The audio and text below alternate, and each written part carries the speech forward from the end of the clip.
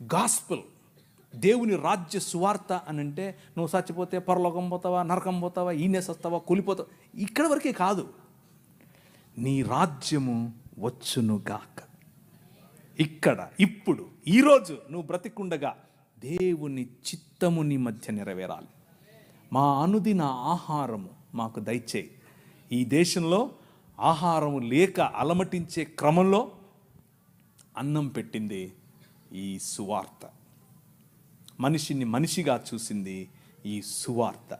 Charles Mead కారణం చేత స్త్రీలందరూ ఈరోజు జాకెట్లు వేసుకుంటున్నారు.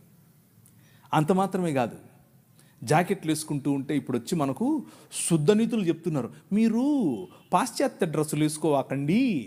ఏంది, అసలు డ్రెస్సులే వేసుకోవద్దన్నారు మొన్నటిదాకా, ఇప్పుడేమో పాశ్చాత్య డ్రెస్సులు అంటున్నారు.